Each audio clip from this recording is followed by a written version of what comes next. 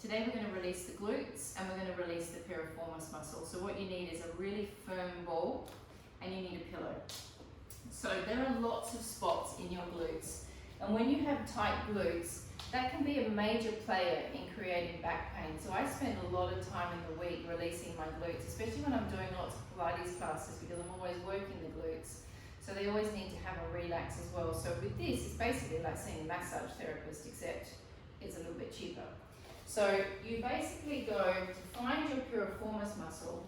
Your sacrum is here. This is this big wedgy bone down the base here, which connects into the coccyx. Then over here, you've got your big leg bone that sits inside of the hip socket.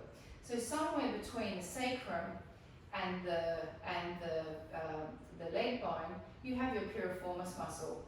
And that piriformis muscle sits on top of the sciatic nerve, or the sciatic nerve runs through it, depending upon the person. Everyone's slightly different. And that can create a sciatic pain going down the leg. Another way that you would have sciatica is if you have a disc pathology as well, which is a whole other thing.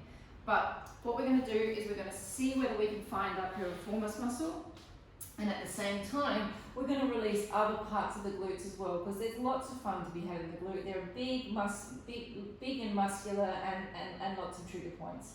So the first thing I'm going to do is I'm going to go in, and I'm going to come and I'm going to try and go sort of in the center of my glute, between my sacrum and my femoral bone. I'm going to come up onto it. Now, just by doing this alone, kind of rocking from side to side, this is already quite pleasurable, and I can already feel some trigger points in there just by floating from side to side with the ball. Now, to allocate the piriformis muscle, you're going to take the leg that you're on and drop it to the side, and that kind of takes the piriformis into a position that kind of tweaks slightly, and then you're going to hit the piriformis. And then we're just going to sit on that for a little while.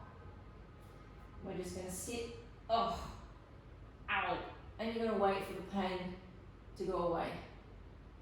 And that can take a little bit more time depending upon the person. And when you feel that that trigger point has dispersed, and also if you hit the piriformis, I know mine does, and I know over the years of releasing many piriformises, especially tight ones, they jump and it can pulsate. So often what it feels like when I'm releasing it with my thumbs, it almost feels like the muscle comes and grabs my thumb and pulls it into itself.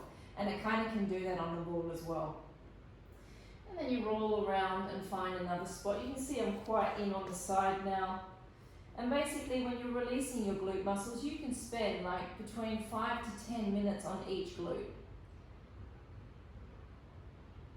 Once you've done that, I suggest you always follow up with a stretch. So you're going to take this leg up and across.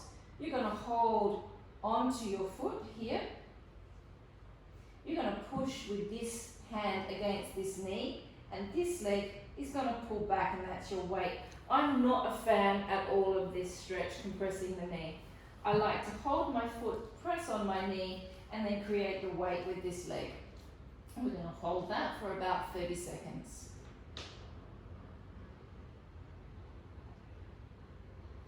And then I'm kind of creating this tension by pushing with this hand, pulling with this foot, pulling back with this leg.